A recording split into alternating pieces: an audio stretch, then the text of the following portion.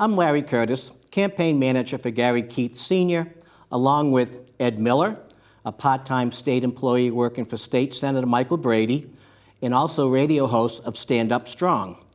Carl Pride, media center director of Brockton Cable Access, and Susanna Sudborough, a reporter with the Enterprise. Together, our group has worked hard to bring to you, the voters of the City of Brockton, this candidates forum.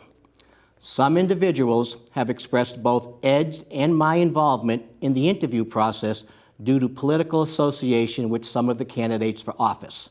Together, we are here to ensure you that a balanced and transparent process has taken place during the interviews conducted on October 5th, 6th, and 7th. All candidates have had the right of not being interviewed by any one of us if they believed a conflict existed. I am happy to report that all scheduled interviews were conducted without any candidates' objections. This forum would not have taken place without the collaborative efforts of our volunteers, the Enterprise, Brockton Cable Access, and our candidates. Remember to get out and vote on Tuesday, November 2nd. It's an important election for the City of Brockton. Thank you.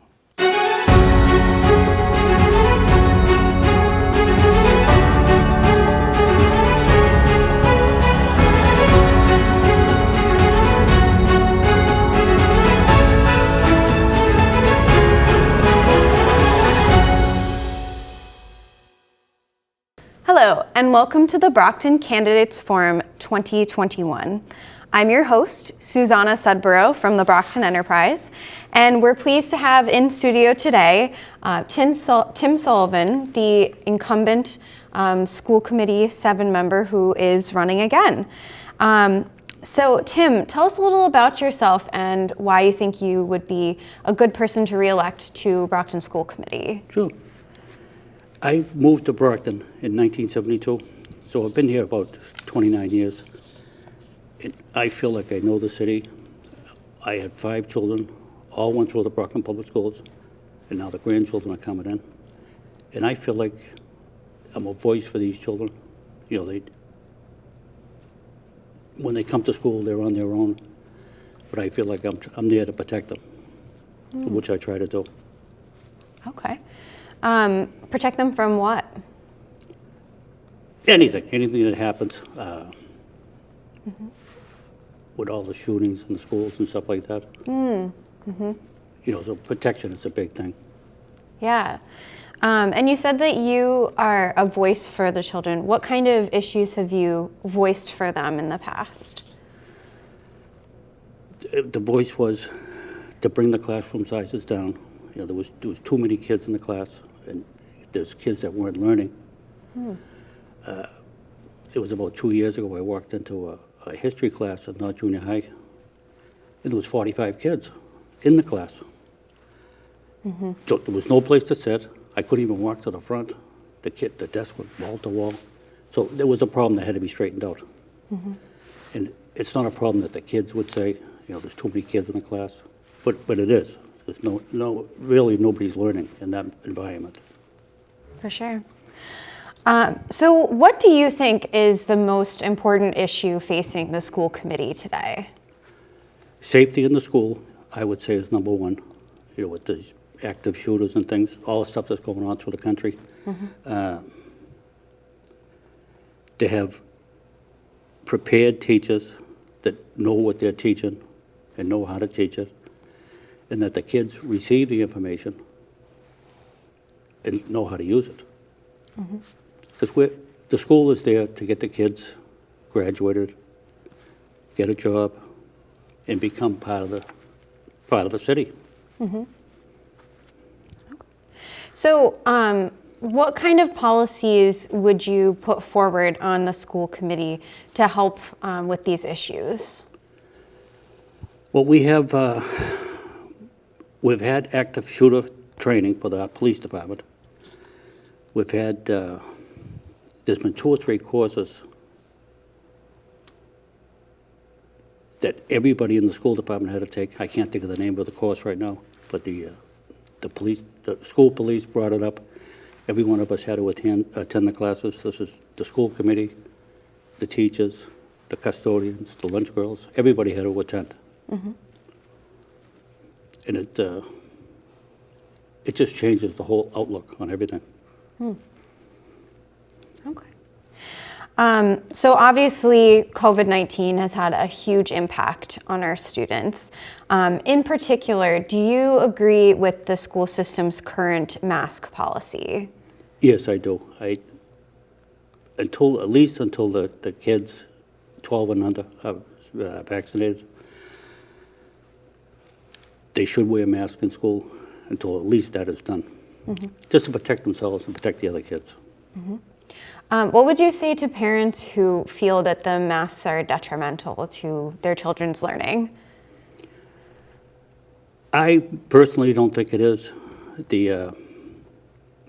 What the superintendent has done is doing a ton of mask breaks for the kids, which should, like every hour or so, you can go out, take your mask off, keep separated, and we're just trying to get through it the best we can. For sure. Especially with MCAS scores coming out and really taking a dip this year. What are your thoughts on standardized testing? It was just brought to us last night at a school committee meeting that the MCAS tests have just come out. And what they're doing is they're comparing this year's MCAS to last year's, which really isn't fair because everybody was remote last year. And so they gave us the scores, and it's not that good. You know, we have a lot of work to do to get these kids back in shape. And we're ready to handle it. Do you think in general standardized testing is something that is positive for schooling or negative? It can be positive and it can be negative as well. If the teacher teaches just to do the MCAS test, it's not right. You know, there's other things you have to learn as well. So our hope is that the teachers teach everything, you know, everything they're supposed to teach. Okay. Since its previous height nearly a decade ago, as a recognized leader in closing the achievement gap, Brockton has experienced a continual decline in academic outcomes, according to the most recent data, with 10 of its 21 schools now ranked in the lowest 10% of Massachusetts schools. What can we do to turn this around? Well, I've been here for about 10 or 11 years, and every single year the state has cut back our money. And on the school committee, we have to balance the budget. So if you're short a couple of $1 million, teachers have got to go. And it really isn't fair that we want the teachers there in place to teach the kids. So we've lost the old superintendent of school, Kathy Smith, who was replaced by Mike Thomas, had her conversation which happens the day before school starts. There was 110 seats with ribbons on them with missing teachers. They had to lay off 110. So finally, I think the state has seen the light and said, let's see if we can make up the difference. It looks like they're trying to pay us back a little bit of money that was lost over the years. So we need that back into the system. So obviously state money has a huge impact on keeping teachers and academic outcomes, but is there anything you think you could do as a school committee member that's within your power on the school committee to impact that? We've thought about it a lot, and we just hired a diversity, equity executive director. And what we're finding out that the kids would be happier if there was a teacher of their color, which we're trying to do. We just put on, I'm pretty sure it was 65 teachers were put on, and the diversity was all mixed up, and it was, everybody seems happy with it. In fact, the executive director was at the school committee last night, and she thought things were going real well. Excellent. So as a ward school committee member, there might be times where you have to balance what's best for the school system as a whole versus your particular ward. What kind of things do you take into account when making a decision of whether to go with what's best for your ward or what's best for the school system?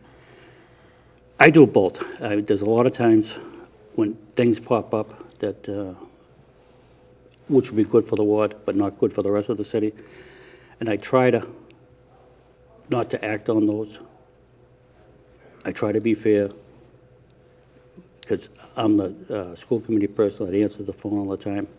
I get calls from any ward in Brockton, things that have to be taken care of. And normally, things don't happen exclusive to one ward. It could be a bus issue. Just to change the routes a little bit to get the kids picked up. But I would not try to put Ward 7 up against any other ward in the city of Brockton. I consider them all equal. And when we get to the high school, everybody has got kids from Ward. From Ward 7 is in the high school as well. So the high school is for all of us. Okay, absolutely.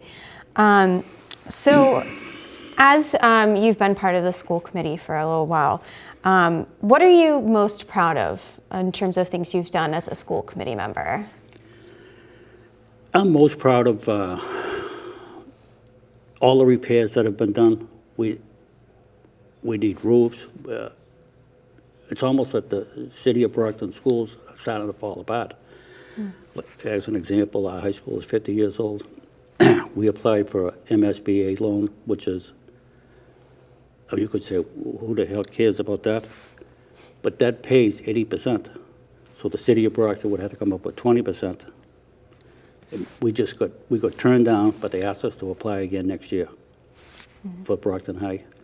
And we've done roofs, East Junior High, North Junior High. We've done auditoriums. We've been putting the money back into the schools. Great. And is there anything you think you would have done differently during your time as a school committee member? No, it's, I feel like myself and the entire school committee has done a good job. We're there for the kids. We're not there to hurt the kids, we're there to help the kids.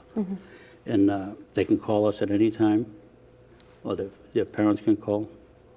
If there's a problem with a teacher or a principal. What it is there's a chain of command. If a parent calls, he has to go to the teacher first, the principal, then to the school committee. To follow through with the chain of command. But sometimes because we're elected officials, they go right to us first. So a lot of times you got to direct them in the right way. Okay, absolutely. And why is being part of the school committee something that's important to you personally? As I said earlier, I've had 5 children myself, all go through Brockton Public Schools. They're all older now, and now their children are coming through, my grandchildren. And number one, I want to make it safe for them. I want to make sure they get a good education out of the school system, and I just feel like it's something we have to do. Great. Well, thank you so much. That's all the time we have today. So thank you so much for sharing your views on what you would do as a school committee member. And again, this is Tim Sullivan, who is running for Ward 7 School Committee. So don't forget to vote in the citywide general election on November 2nd. Thank you.